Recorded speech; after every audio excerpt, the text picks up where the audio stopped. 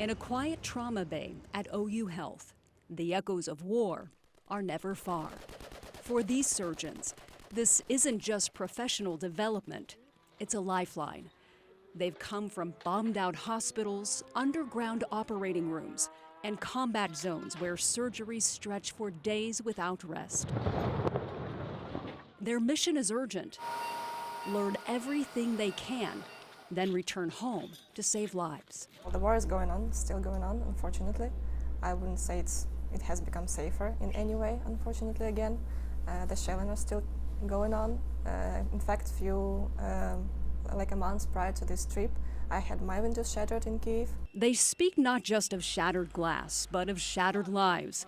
Hospitals reduced to rubble, healing spaces turned into battlegrounds. I am from military unit 1248. This is former Mariupol military hospital. Our facility were totally destroyed and occupied. There are many operating rooms underground. The last 8 months I was in combat zone in Sumy region. It was non-stop work. For example, operation day started at the 2 days ago, and we operated non-stop. Meaning they operated for 2 days straight. Without rest. They all did. Their stories are threaded with exhaustion, perseverance, and a fierce sense of duty. We came here with the same goal, to learn something new, to bring back the knowledge and to restore the health of our warriors who fight for us, for our freedom. The wounds they treat today tell a different story than a decade ago. Back then, it was bullets and artillery, blunt, brutal, and tragically familiar. Now, the violence has evolved into something more calculated and remote. Most of injuries for now are shrapnel injuries. Russians have a lot of drones, and they can very big percents of damages of our soldiers. Today, nearly 80% of battlefield injuries come from drones, machines that hover silently overhead, dropping death from a distance. These surgeons see the aftermath daily: torn flesh, embedded metal, trauma delivered by technology. It's a new kind of war, and they're learning to fight it with precision and every ounce of skill they've gained abroad. But there are limitations beyond their control, often forcing them to improvise with mismatched equipment. Well, we do sometimes have to use some of the plates that are not supposed to use for those specific type of bone, for example, but we don't have in stock. While in Oklahoma, they trained in microsurgery, facial reconstruction, and advanced orthopedic techniques, skills they desperately need. Yet back home, they often lack the supplies they need to perform them. Titanium plates are scarce.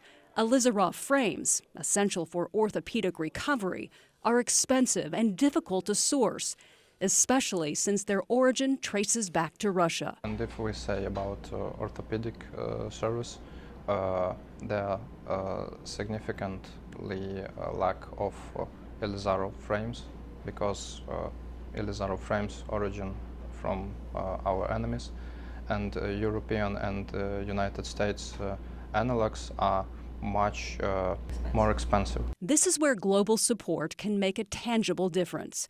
Countries, including the United States, can help not only through training and solidarity, but by urging medical manufacturers to lower the cost of critical supplies.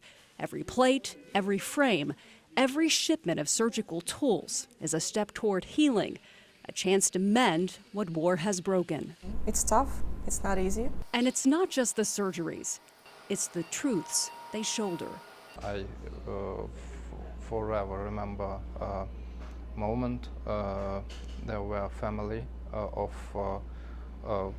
mother, father, and 2 kids. Russians just shot them. The parents died. The 2 children rushed to the ER. The team saved the little girl. That was terrifying. Everybody of us were totally destroyed by this case. Civilians, especially children, made up a heartbreaking portion of their patients, but now the Ukrainian government evacuates them to prevent that. At that time there were more civilian casualties and much more wounded children. Despite supply shortages and the trauma they carry, these surgeons remain hopeful. There is so much more to our country, to our people, and there's so much support from not only inside the country but from the abroad, like from you guys, from the USA as well. So lots of, I don't know, those connections probably are the ones that keep us going. And those connections run both ways. We're learning just as much from them as they're learning from us. They really do what we do in an austere environment with very limited resources. With no backup and no room for error. They're literally doing what we do, but like underground with like 5 people. So it's really impressive what they're able to do there. Their expertise in stopping bleeding fast is unmatched. But what they came to learn is how to care for the whole patient, how to move from survival to recovery. Hearing kind of how they take care of these things in Ukraine as opposed to how we take care of them here, it's really eye-opening. Before the war, many of these surgeons were not trauma trained.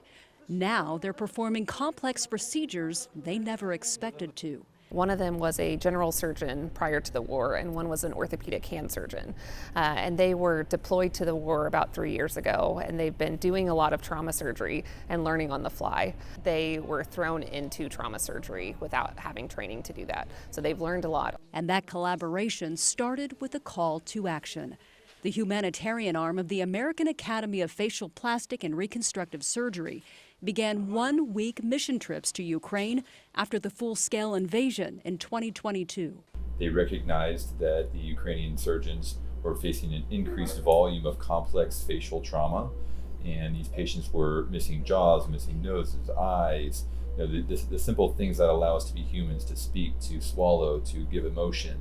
But the missions were short, and when they left, there was no one to continue the work. And so they opened a call for anyone that would be interested in creating a stateside program that we could bring Ukrainian surgeons here so that we could train the trainer and really allow them to take over that work themselves. Mims raised his hand. OU was selected, and in May 2023, OU welcomed their first cohort. This is now their 6th. 30 surgeons, 5 specialties, and a growing legacy. OU now hosts the largest Ukrainian surgical training program in the United States. Dr. Hudson Berry is a professor of orthopedic surgery at the University of Florida. My dad was an Army doc. I went to West Point. They sent me to medical school. He spent years at Walter Reed and was deployed to Central America and Saudi Arabia during Desert Storm. He's launched orthopedic oncology programs at UT Southwestern and MD Anderson. But in the past 2 years, his mission shifted. I've made 12 trips to Ukraine in the past 2 years. I'm going back in another couple weeks. I believe in what's going on there, and helping them is us helping them is much like the French helping us in our fight for independence 250 years ago. Barry has seen the challenges firsthand: aging infrastructure, limited resources, and a healthcare system stretched to its limits. I would probably estimate that it's like what we were sometime in the mid-60s as far as their facilities go. A lot of these are old Soviet era, and they're being renovated, but they have to do this in the middle of a war. And so their first priorities are surviving. With too few hospital beds, many patients are diverted to civilian facilities already overwhelmed. Yet what stands out most to Barry isn't scarcity, but spirit. They're super competent, super technical people. The Ukrainian people are lovely. They were coming out from underneath the Soviet era, and so they haven't had all the advantages that we have. So I think exposing them to what we're doing and how we're doing it, so hopefully this will lay a foundation for their future. Now back in Kyiv, That support is already saving lives. The whole program is definitely boosting our surgical skills and also helping us provide not only better care but develop Ukrainian medical field a lot in general. I hope this program will thrive and will grow even more and more because I do see the results of it, and I think that it has a big future. They came to learn, they go back to heal, and in every stitch, every reconstructed bone, every saved life, they carry the spirit of resilience and the hope of a nation that refuses to break.